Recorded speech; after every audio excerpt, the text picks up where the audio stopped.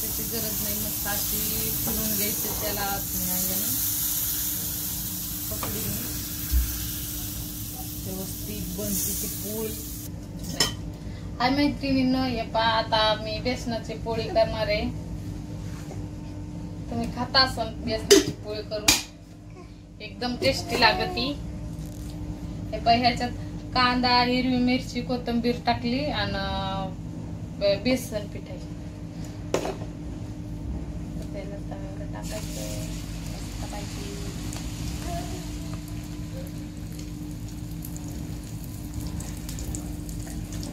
टाकून घेतले. आता त्याला तेल टाकायचं, मस्त व्यवस्थित पलटाव म्हणून व्यवस्थित पलटाल मग ती.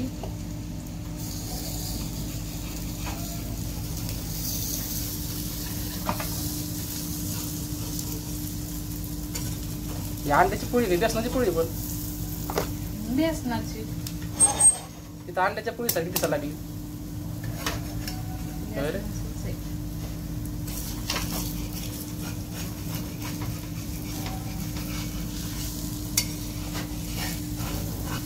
अशी मस्त व्यवस्थित चौकून हे हलवून घ्यायचं त्याला मस्त. मग निघती ती पूर्णपणे. आता मी पलटी तिला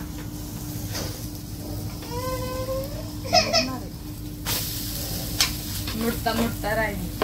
आता तेल टाकते चौकून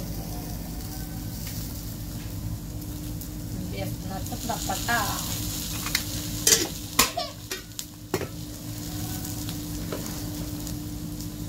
इकडं कारल्याची भाजी शिजली.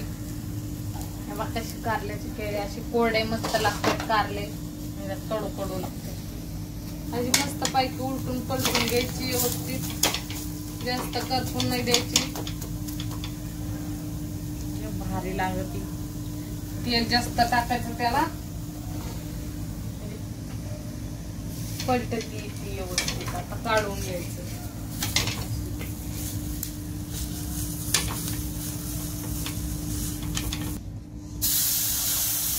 त्याला चमच्याची गरज नाही, मस्त अशी फिरून घ्यायची त्याला